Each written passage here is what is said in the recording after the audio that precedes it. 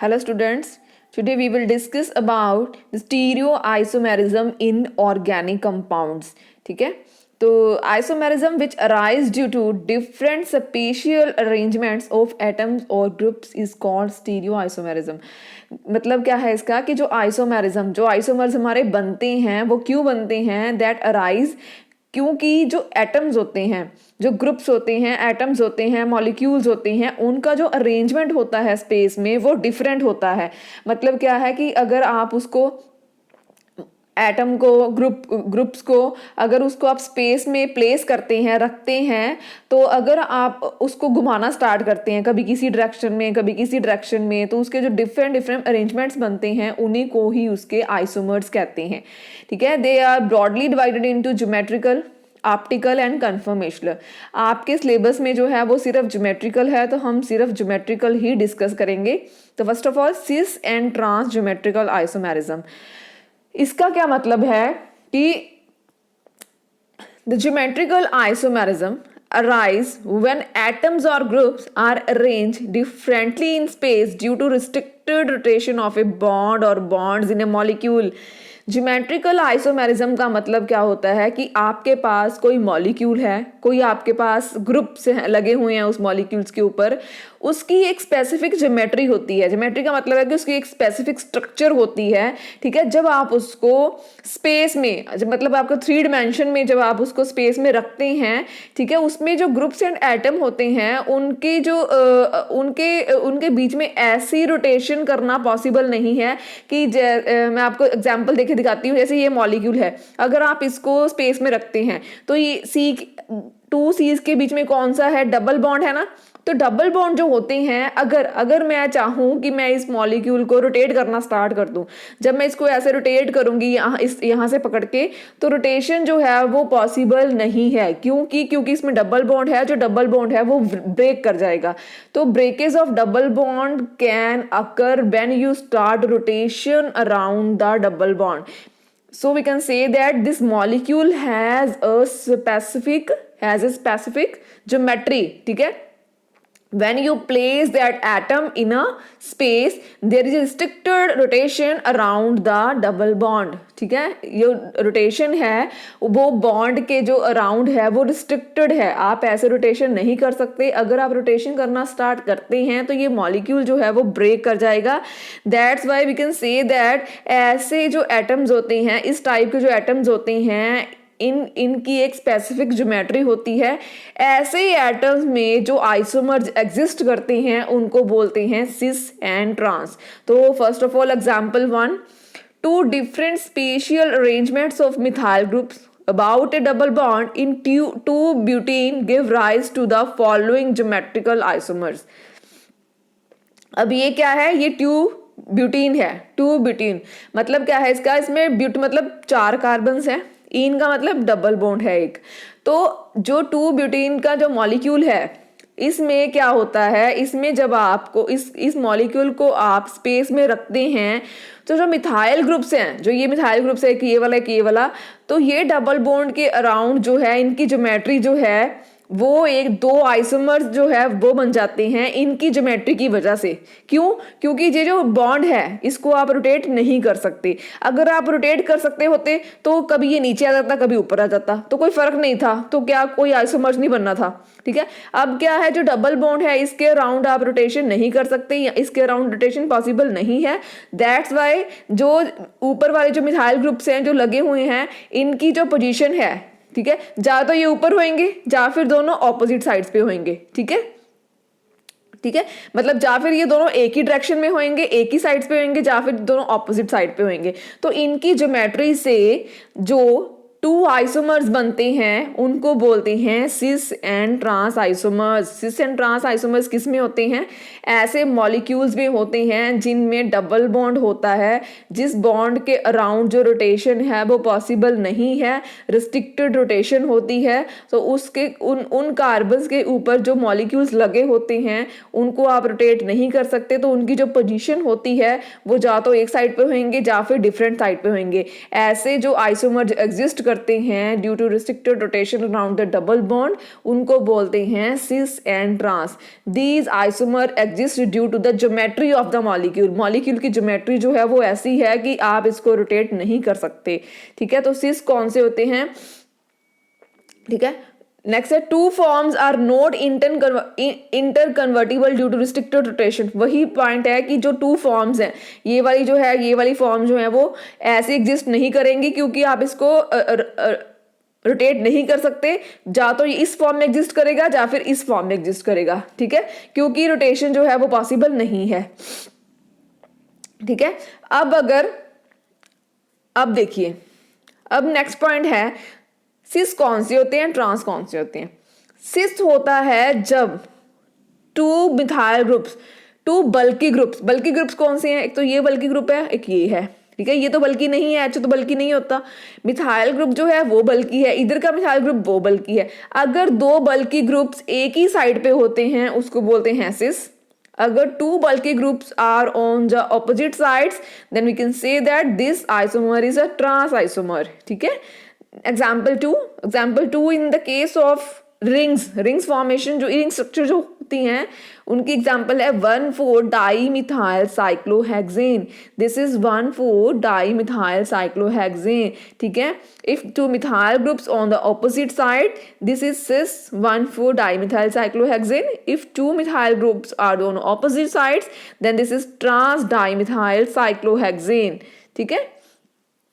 The geometrical isomers often show different physical and chemical properties, ठीक है। ये जो geometrical isomers हैं जो टू एग्जिस्ट करते हैं सिस एंड ट्रांस, कहते हैं इनकी जो फिजिकल एंड केमिकल प्रॉपर्टीज होती हैं ये भी डिफरेंट होती हैं। ऑब्वियसली देखो, एक पे क्या है, एक पे जो टू बल्की ग्रुप्स हैं वो सेम साइड पे हैं, एक में जो टू बल्की ग्रुप्स हैं वो ऑपोजिट साइड पे हैं। तो in the case of both the compound cis having different physical properties and chemical properties, trans having different physical and chemical properties, the difference in their physical property is more significant than there is a more difference in their polarity।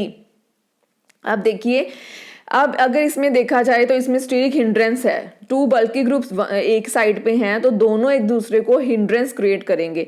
इसमें क्या है, both the bulky groups are on the opposite side, तो दोनों जो है वो stable compound, this one compound is much more stable than the cis compound, ठीक है। तो अगर हम फिजिकल प्रॉपर्टीज की बात करें तो फिजिकल प्रॉपर्टीज जो होती हैं वो डिपेंड करती होती हैं कंपाउंड की स्टेबिलिटी के ऊपर। अब ये वाला कंपाउंड जो है that is much more stable than the cis form, because in the cis form two groups are on the same side, ठीक है। so they both create steric hindrance, that's why this molecule becomes unstable and transform molecule is much more stable, so we can say that these both vary largely due to its physical properties। जो physical properties की variation है वो दोनों में बहुत ज़्यादा होगी, ठीक है। नेक्स्ट है usually the dipole moment of cis isomer is greater than that of trans isomer, so hence the cis isomer usually have much more solubility in polar solvents, ठीक है। इसका मतलब है, अब डाइपोल मोमेंट क्या होता है, डाइपोल मोमेंट होता है कि अगर किसी कार्बन के अराउंड इधर की साइड कोई ग्रुप लगा हुआ है, ठीक है, इधर की साइड कोई ग्रुप लगा हुआ है, ठीक है, तो हम क्या देखते हैं, उसका डाइपोल मोमेंट देखते हैं। अगर एक कार्बन के ऊपर देखा जाए तो दोनों ग्रुप एक ही साइड पे हैं, तो जो डाइपोल मोमेंट है वो प्लस हो जाएगा दोनों का, तो इसका डाइपोल मोमेंट जो है दोनों ग्रुप्स की वजह से बहुत ज़्यादा आता है।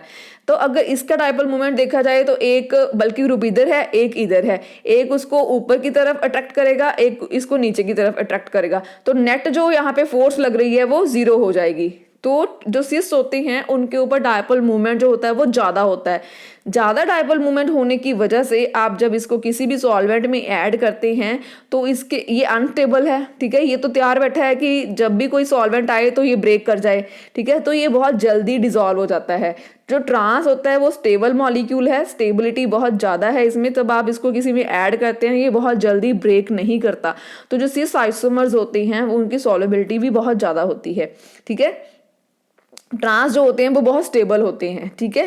नेक्स्ट है geometrical isomerism in nitrogen compounds. अब हम डिस्कस करेंगे कि जो नाइट्रोजन जो कंपाउंड्स होते हैं उनमें ज्योमेट्रिकल आइसोमेरिज्म जो है वो कैसा होता है। Geometrical isomerism due to restricted rotation around C double bond N। अब क्या है, पहले हमने क्या डिस्कस किया था, इसमें C डबल बॉन्ड C था, ठीक है। अब हम क्या कह रहे हैं कि जब C डबल बॉन्ड N आ जाए, ऐसे भी कंपाउंड्स होते हैं which contains C double bond N, ठीक है। The compounds which contain C double bond N bond, the important class of compound exhibit geometrical isomerism. Same mechanism is here, ठीक है। The difference is C replaced by the N, ठीक है। The compounds which contain C double bond N and there is a restricted rotation around the bond. You can't rotate the bond easily, ठीक है। There is a restricted rotation around the bond, ठीक है। ऐसे cases में भी जो isomer exist करते हैं उनको बोलते हैं syn and anti, syn and anti, ठीक है। So, the important class of compound exhibit geometrical isomers due to C double bond N bonds are oximes, ठीक है। एग्जाम्पल कौन सी है, oximes, हाइड्राजोन एंड सेमी कार्बाजोन। मतलब क्या है कि जो हाइड्राजोन्स हैं, सेमी कार्बाजोन्स हैं, ऑक्साइम्स हैं, इनमें क्या होता है, इनमें C डबल बॉन्ड N होता है। C डबल बॉन्ड C की जगह पे जो कंपाउंड पहले हमने डिस्कस किया था C डबल बॉन्ड C था, अब क्या है C डबल बॉन्ड C की जगह से N रिप्लेस कर गया है। कंडीशन वही है, इसमें भी डबल बॉन्ड है। आप डबल बॉन्ड के अराउंड जो रोटेशन है वो नहीं दे सकते, रोटेशन जो है वो रिस्ट्रिक्टेड है। एग्जाम्पल कौन कौन सी हैं, ऑक्साइम्स हैं, हाइड्राजोन्स हैं एंड सेमी कार्बाजोन्स हैं। तो ऐसे केसेस में भी जो आइसोमर एग्जिस्ट करते हैं उनको सिस एंड ट्रांस नहीं कहते, उनको बोलते हैं सिन एंड एंटी। तो डिफरेंट नेम्स के साथ इनको डिनोट किया गया है, सिन एंड एंटी। तो एग्जाम्पल है इन एल्डोक्साइम, इन एल्डोक्साइम्स, ये एल्डोक्साइम की एग्जाम्पल दी है उन्होंने। when hydrogen and hydroxyl group are on the same side, the isomer is known as syn analogues. When these groups are on the opposite side, the isomer is known as anti, ठीक है। anti मतलब trans. This one is aldoxime, ठीक है। बेंजल्डोक्साइम का उन्होंने structure दिया है। इसमें क्या है देखिए, ये बेंजीन ग्रुप लगा हुआ है, ठीक है। ये C डबल बॉन्ड N है, उसके साथ एक H लगा हुआ है, इधर हाइड्रोक्सिल ग्रुप लगा हुआ है, ठीक है। अगर ऐसे कंपाउंड जिनमें C डबल बॉन्ड N है, ठीक है, तो क्या आपने देखना है, तो आपने सिर्फ क्या देखना है, H एंड OH, ठीक है। अगर तो H एंड OH जो है वो सेम साइड पे हैं, देखो इस स्ट्रक्चर में सेम साइड पे हैं, तो ये क्या है, सिन। अगर H and OH opposite direction में हैं, then this is called as anti, ठीक है। तो सिन एंड एंटी क्या होते हैं, ठीक है, ये किसने एग्जिस्ट करते हैं, सिन एंड एंटी जो है ये टू आइसोमर्स हैं। सिन का मतलब है कि जो हाइड्रोजन है और हाइड्रोक्सिल है, ठीक है, वो दोनों जो ग्रुप्स हैं अगर वो सेम साइड पे हैं तो सिन होता है। अगर हाइड्रोक्सिल एंड H जो ग्रुप्स हैं are on the opposite sides, then the compound is anti, ठीक है। These types of isomer, syn and anti types of isomer exist only and only in the compounds like aldoximes, hydrazones, ठीक है, semi कार्बाजोन and एक्साइम्स, ठीक है। ऐसे compounds में exist करते हैं सिर्फ, ठीक है। उन्होंने बेंजोल्डोक्साइम की एग्जांपल दी है, ठीक है। तो ये जो आपने ये क्या है, ये लोन पेयर ऑफ इलेक्ट्रॉन्स हैं। एन के पास लोन पेयर ऑफ इलेक्ट्रॉन जो है वो वेकेंट पड़ा होता है, तो वो भी इन्होंने शो किया है। इसमें आपने कंफ्यूज नहीं होना। सम ऑफ द टाइम्स क्या होता है कि जब आप जीपैट एग्जाम में बैठते हैं वहां पे क्या होता है कि वो ऐसे कंफ्यूज करते हैं, यहाँ पे कोई और ग्रुप लगा देंगे, ठीक है। पर आपने सारे ग्रुप्स को, किसी को नहीं देखना, कोई कुछ भी लगा हो, आपने सिर्फ अपना कॉन्सेंट्रेट किस पे करना है, H एंड OH के ऊपर। कुछ मर्जी लगता रहे, यहाँ पे वो कोई और ऐसे बेंजीन रिंग लगा दें, कुछ और ग्रुप लगा दें, आपने किसी को नहीं देखना, कंफ्यूज नहीं होना। आपने सिर्फ H एंड OH को देखना है। अगर वो सेम डायरेक्शन पे है, सिन, अगर वो डिफरेंट डायरेक्शन में है, then this is called as anti isomer, ठीक है। ओके, नेक्स्ट है, नेक्स्ट जो एग्जांपल दी है उन्होंने एजो कंपाउंड्स की दी है। एजो कंपाउंड्स में क्या होता है, एजो कंपाउंड में N डबल बॉन्ड N होता है, ठीक है। पहले हमने डिस्कस किया था C डबल बॉन्ड N, अब जो दूसरी वाली कार्बन है वो भी N से रिप्लेस हो गई है, ठीक है। तो ऐसे कंपाउंड्स में भी सिस एंड ट्रांस आइसोमर्स होते हैं, ठीक है। तो सिस एंड ट्रांस आइसोमर्स अब कंफ्यूज नहीं होना, सी डबल बॉन्ड एन जो होते हैं उनमें सिन एंड एंटी होते हैं, सी डबल बॉन्ड सी में सिस एंड ट्रांस होते हैं, एन डबल बॉन्ड एन में भी सिस एंड ट्रांस होते हैं। ठीक है, ये देखिए एजो कंपाउंड है, एजो कंपाउंड में एन डबल बॉन्ड एन है, इसमें क्या देखना आपने, टू बल्की ग्रुप्स। ठीक है, C6H5 दोनों बल्की ग्रुप्स हैं, अगर वो ऑपोजिट डायरेक्शन पे हैं तो एंटी, अगर वो सेम साइड पे हैं देन दिस इज सिस। ठीक है, नेक्स्ट है distinction between cis and trans isomers. ठीक है, of a compound can be made on the basis of their physical properties. ठीक है, नेक्स्ट हम डिस्कस करेंगे कि how we can differentiate between the cis and trans isomers. There are few points on the basis of that we can easily distinct it between the cis and trans isomers. These points are melting point, boiling point, solubility, dipole moment. ठीक है, these are some points on the basis of the derivation of this point we can easily make distinction between cis and trans isomer. First of all we will discuss about the melting point. ठीक है, तो melting point क्या होता है, melting point होता है किसी भी कंपाउंड को मेल्ट करना।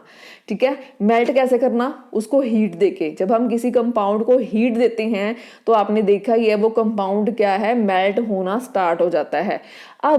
अब आप एक पॉइंट याद रखिए, बस इतना, आपको कुछ नहीं पढ़ना इसमें। ठीक है, मैं आपको बताती हूँ क्या होता है इसमें। अब अगर कंपाउंड स्टेबल है, ठीक है, कंपाउंड बहुत ज़्यादा स्टेबल है, अगर स्टेबल कंपाउंड को आप हीट करना स्टार्ट करते हैं तो डेफिनेटली वो जो कंपाउंड है वो बहुत जल्दी मेल्ट नहीं होगा, क्योंकि वो स्टेबल कंपाउंड है।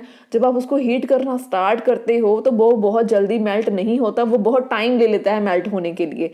ठीक है, जो सिस कंपाउंड है, तो सिस क्या होते हैं, अनस्टेबल। अनस्टेबल क्यों होते हैं, क्योंकि उनमें जो दो बल्की ग्रुप्स होते हैं एक ही साइड पे होते हैं, दोनों में स्टीरिक हिंड्रेंस होती है, इस वजह से वो सिस जो आइसोमर होते हैं वो अनस्टेबल होते हैं। जो अनस्टेबल कंपाउंड होते हैं अगर आप उनको हीट करना स्टार्ट करते हैं नीचे से, तो वो सिस जो कंपाउंड है वो पहले ही अनस्टेबल है, तो वो बहुत जल्दी मेल्ट कर जाते हैं, क्योंकि वो पहले ही रेडी थे टूटने के लिए, क्योंकि उनमें हिंड्रेंस थी।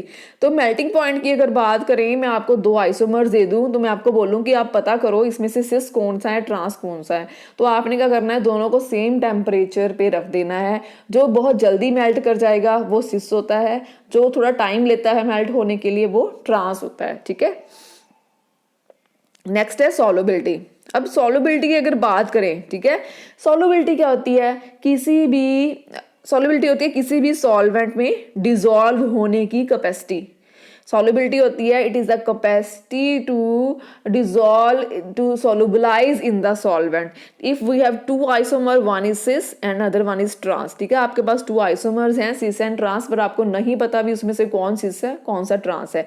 ठीक है, तो जो सिस होता है आपको पता ही है, ऑलरेडी मैं आपको बहुत बार बता चुकी हूँ कि जो सिस होता है वो होते हैं जिनमें दो बल्की कंपाउंड्स होते हैं एक ही साइड पे होते हैं, तो उनमें दोनों में हिंड्रेंस होता है, वो बहुत अनस्टेबल कंपाउंड होता है। ट्रांस आइसोमर जो होते हैं वो बहुत स्टेबल कंपाउंड्स हैं। ठीक है, स्टेबल। अब जो आप सिस इस सॉल्वेंट में डालोगे तो सिस तो बहुत पहले ही तैयार बैठा था टूटने के लिए, जब आप इसको डालोगे सॉल्वेंट में तो सिस जो बहुत जल्दी ब्रेक कर जाएगा, तो बहुत जल्दी वो सॉल्युबलाइज हो जाएगा। बट आप ट्रांस डालोगे, ट्रांस जो है वो स्टेबल कंपाउंड है, तो वो टाइम लेगा, वो ऐसे ही पड़ा रहेगा, उसको टाइम लगेगा डिसॉल्व होने में।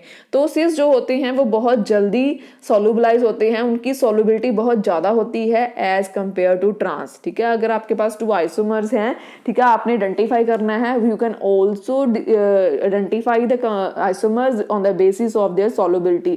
ठीक है, जब आप उसे सॉल्वेंट में डालोगे तो जो सिस होगा वो बहुत जल्दी सॉल्युबलाइज हो जाएगा as compare to trans. Next है डायपोल मूवमेंट। अब डायपोल मूवमेंट की बात करें, डायपोल मूवमेंट होता है, ठीक है, डायपोल मूवमेंट होता है किसी भी कंपाउंड के, किसी भी, जब कोई कंपाउंड होता है उसके सेंटर में कितनी फोर्स लग रही है, ठीक है, ये उसका डायपोल मूवमेंट होता है। अब अगर दो बल्की ग्रुप एक ही साइड पे हैं तो दोनों सारी फोर्स ऊपर लगेगी। ठीक है, तो इसका जो डायपोल मूवमेंट है वो बहुत ज़्यादा हो जाएगा, क्योंकि सारी की फोर्स है वो ऊपर लग रही है। अगर कोई ट्रांस कंपाउंड है तो ऊपर एक बल्की ग्रुप है एक नीचे है, तो इसमें क्या होता है, एक फोर्स जो ऊपर लग रही है एक नीचे लग रही है, तो दोनों जो है फोर्स एक दूसरे को काउंटर कर रही हैं, जितनी ऊपर लगती है उतनी नीचे लग रही है, तो नेट जो फोर्स होती है सेंटर में वो जीरो हो जाती है। तो अगर डायपोल मोमेंट की बात करें, जो ट्रांस होते हैं आइसोमर्स, उनमें जो डायपोल मोमेंट होता है वो जीरो के अराउंड होता है, ठीक है। जो सिस होते हैं उनका जो डायपोल मोमेंट है वो बहुत ज्यादा होता है। तो on the basis of dipole moment you can easily identify which isomer is trans and which isomer is cis, ठीक है। जिसका डायपोल मोमेंट ज्यादा होगा वो सिस होता है, जिसका डायपोल मोमेंट जीरो के अराउंड होता है, जीरो होता है, ठीक है, वो क्या होता है, ट्रांस होता है। नेक्स्ट है स्टेबिलिटी। तो स्टेबिलिटी की बात करें तो स्टेबिलिटी आपको पता ही है कि स्टेबिलिटी का मतलब क्या होता है, कोई कंपाउंड जो है वो कितना स्टेबल है इस इन्वायरमेंट में। अब सिस में क्या है, दोनों बल्कि ग्रुप एक डायरेक्शन में है, ठीक है। तो दोनों बल्कि ग्रुप एक डायरेक्शन में होने की वजह से हमेशा उनमें ये रहता है कि ये वाला जो ग्रुप है ये छोड़ के चला जाए या फिर ये छोड़ के चला जाए। तो जो ट्रांस होते हैं that are much more stable than the cis, ठीक है। अगर हम स्टेबिलिटी की बात करें तो ट्रांस आइसोमर जो होते हैं वो बहुत ज़्यादा स्टेबल होते हैं। नेक्स्ट है एक्शन ऑफ हीट। अगर हम एक्शन ऑफ हीट की बात करें तो ऑब्वियसली वही है, अगर आप हीट से आइसोमर को हीट करना स्टार्ट करोगे तो वो बहुत जल्दी अपने रंग चेंज करेगा, बहुत जल्दी उसके आइसोमर्स बनने स्टार्ट हो जाएंगे, कभी कुछ बन जाएगा कभी कुछ बन जाएगा। अगर हम ट्रांस को हीट करना स्टार्ट करते हैं तो ट्रांस आइसोमर जो होते हैं it take time to convert into the different derivations, ठीक है। तो ट्रांस जो होते हैं वो बहुत टाइम लेते हैं चेंज होने में। So action of heat is about the fissions, कि मतलब आपने सिर्फ आइसोमर को हीट करना स्टार्ट किया तो वो बहुत जल्दी ब्रेक कर जाएगा, ठीक है। This one about action of heat. मतलब क्या है कि आपके पास दो आइसोमर हैं, आप उसके ऊपर हीट करना स्टार्ट कीजिए, हीट का एक्शन जो है वही बता देगा कि ये सिस आइसोमर है या फिर ट्रांस आइसोमर है, ठीक है। नेक्स्ट है नंबर ऑफ ज्योमेट्रिकल आइसोमर्स इन पॉलीन्स, ठीक है। ये होते हैं 2⁻n। बस आपने इतना ही याद करना है, ये एग्जांपल याद करनी है, ये आपके सिलेबस में है नहीं। 2⁻n, ठीक है। अगर आपके पास कोई कंपाउंड है वो कितना भी कम्प्लेक्स क्यों ना हो, जितने उसमें कायरल कार्बन्स होती हैं, ठीक है, उसके आइसोमर्स उतने 2⁻n होते हैं। एग्जाम्पल देती हूँ मैं आपको। मान लीजिए आपके पास कंपाउंड है, ठीक है, मान लीजिए आपके पास कंपाउंड है, ठीक है, इसमें एक ये वाली कार्बन कायरल है, एक ये वाली कार्बन कायरल है। मान लीजिए एग्जाम्पल देती हूँ, ठीक है। तो n = 2, तो इसके जो आइसोमर्स है वो कितने होंगे, 2⁻n, 2⁻2 4, तो उसके 4 आइसोमर्स होंगे। This one is the formula to calculate about the isomer exist in the nature, ठीक है। तो on the basis of their chiral carbons exist in the compound we can easily calculate the number of isomer that exist in the nature by putting the all the data in 2⁻n, ठीक है। n is the number of chiral carbon present in the molecule, ठीक है। Next है E and Z notations for geometrical isomerism, ठीक है।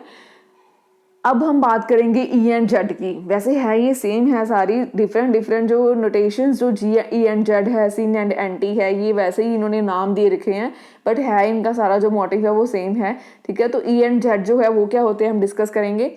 The simple conversion of donating the geometrical isomer by cis-trans descriptor is not sufficient when there are more than 2 different substituents on a double bond.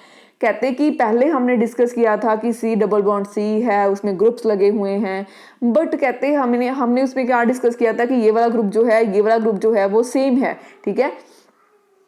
अब ऐसे compound जिनमें C double bond C तो वही है, लेकिन इसमें कोई ए ग्रुप लगा है, इस पे कोई बी ग्रुप लगा है, फिर यहाँ पे सी लगा है, फिर यहाँ पे डी लगा है। तो ऐसे कंपाउंड में आप कैसे बताओगे कि कौन सा सिस है कौन सा ट्रांस है। तो ऐसे कंपाउंड्स में जिनमें सिस एंड ट्रांस की जो डिस्क्रिप्शन है वो सफिशिएंट नहीं है, सिस एंड ट्रांस के बिहाफ पे आप बता नहीं पा रहे कि कौन सा सिस है कौन सा ट्रांस है, ऐसे आइसोमर्स में हम क्या यूज करते हैं, ई एंड जेड नोटेशन यूज करते हैं, जिसमें जो दोनों ग्रुप्स होते हैं कार्बन के ऊपर लगे हुए हैं वो डिफरेंट होते हैं। समझ गए आप। जैसे C and C double bond C है, सी डबल बॉन्ड सी के ऊपर ग्रुप जो लगे हुए हैं, ये कोई और ग्रुप लगा है ए, ये कोई और ग्रुप बी लगा है, तो दोनों सेम नहीं है। तो आप कैसे बताओगे कि कौन सा सिस है कौन सा ट्रांस है। तो ऐसे केसेस में हम यूज करते हैं ई and Z. According to this method, if the group with higher priority are present on the opposite sides of the double bond, that isomer is denoted by E, that is opposite, E मतलब enemy. इसका मतलब क्या है कि अब क्या करते हैं हम सी डबल बॉन्ड सी के ऊपर जो ग्रुप्स लगे हुए हैं हम उनका मॉलिक्यूलर वेट देखते हैं, ठीक है। अब इसका मॉलिक्यूलर वेट देख लेंगे, इसका मॉलिक्यूलर वेट देख लेंगे। अब अगर जो सेम उसके बाद कहेंगे देखेंगे हम प्रायोरिटी देंगे, ठीक है। प्रायोरिटी का मतलब क्या है, अब इसका मॉलिक्यूलर वेट ज़्यादा है, फिर इसका मॉलिक्यूलर वेट देखेंगे, फिर इसका मॉलिक्यूलर वेट देखेंगे, ठीक है। मॉलिक्यूलर वेट देखने के बाद जो हायर मॉलिक्यूलर वेट जो हैं अगर वो ऑपोजिट, मान लो इसका मॉलिक्यूलर वेट ज़्यादा है, इधर इसका ज़्यादा है, अगर वो दोनों जो है ऑपोजिट डायरेक्शन पे हैं तो ये कौन सा आइसोमर है, ई। अगर ये वाला अगर इसका मॉलिक्यूलर वेट ज़्यादा है तो ये कौन सा आइसोमर हो गया, जेड। ई मतलब एनिमी, एनिमी मतलब ऑपोजिट।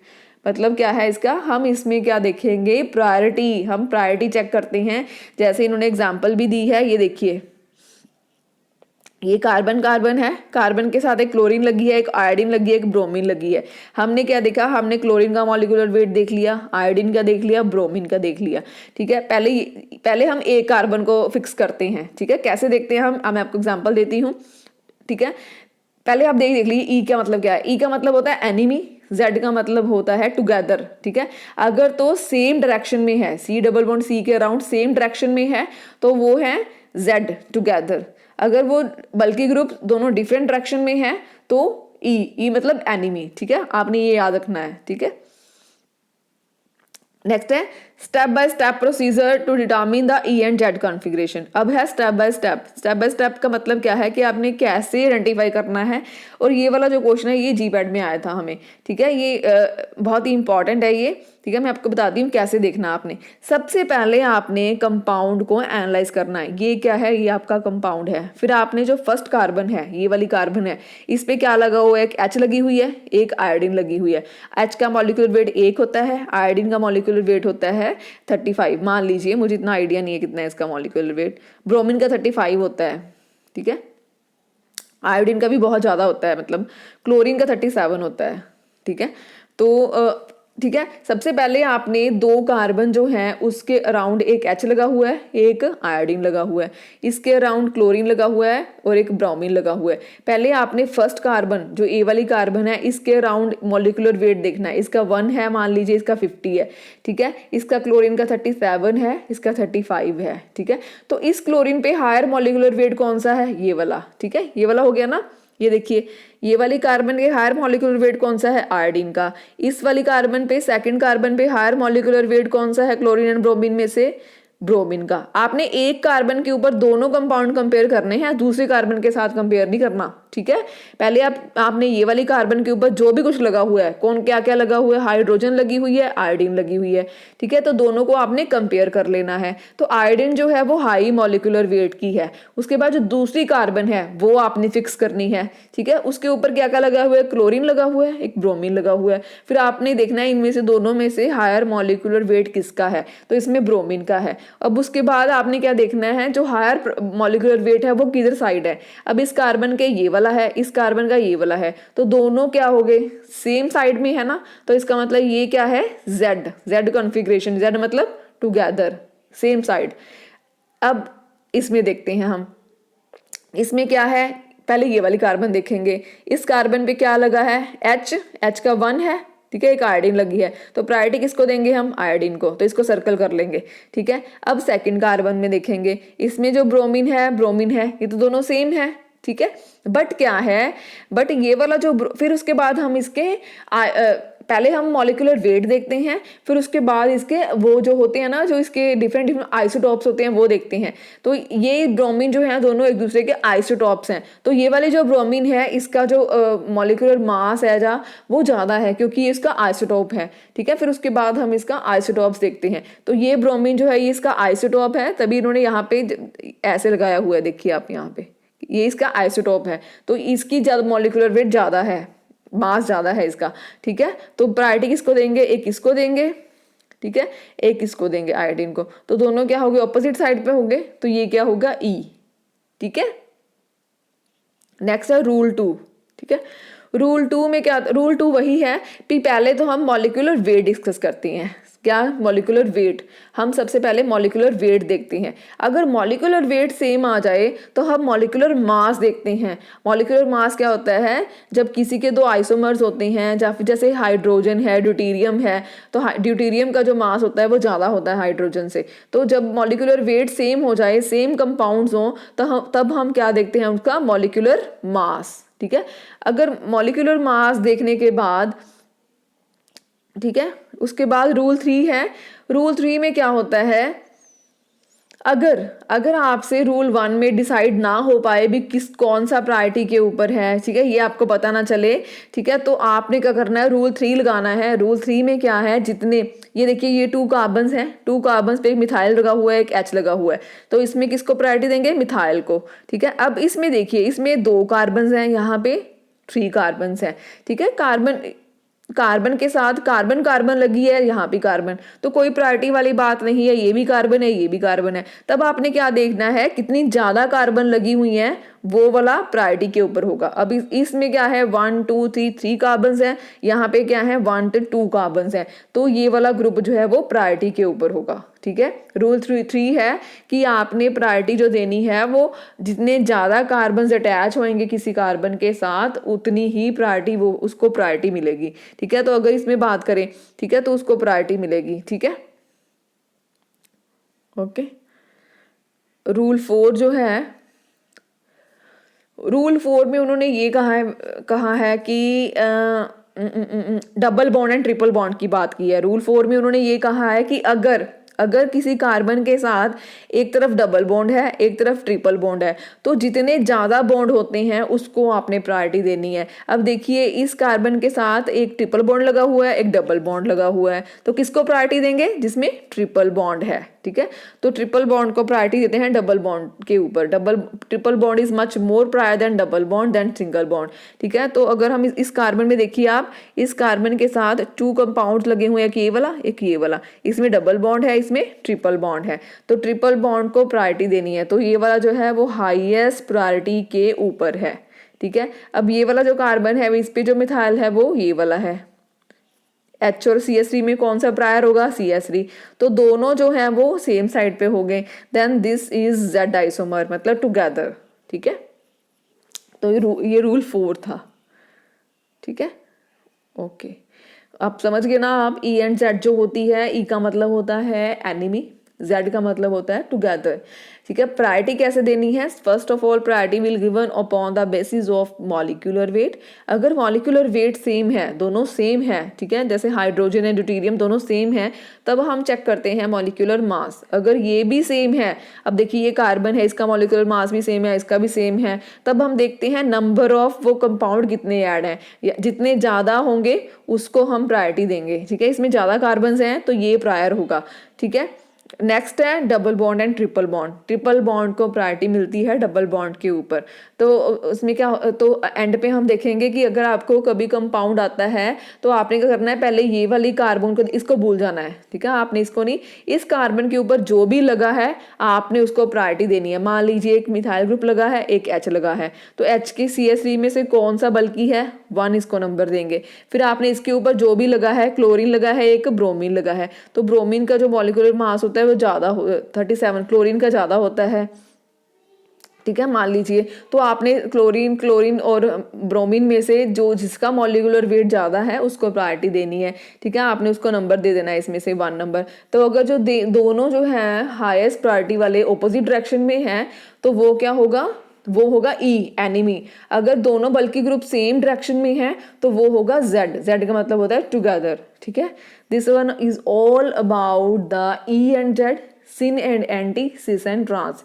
ठीक है, सेम फिनोमिनास है इसमें, सिस एंड ट्रांस में, सिन एंड एंटी में। The difference is between that, in the cis and trans we discuss about the C double bond C, and in syn and anti C double bond N is present. ठीक है, but E and Z is all about the when 2 groups that attach with the carbon double bond carbon have different, वो can't, these both groups are not the same, so in those cases we all give them with the priority. variety. ठीक है, the high molecular weight, high molecular mass compounds given with number 1, then we compare the groups on the first and with the second, and E and Z isomers, and E मतलब है enemy, Z का मतलब है together, E and Z notations given to the molecule. ठीक है, this all about the cis trans in ND and E and Z notation for symmetrical isomerism. Thank you.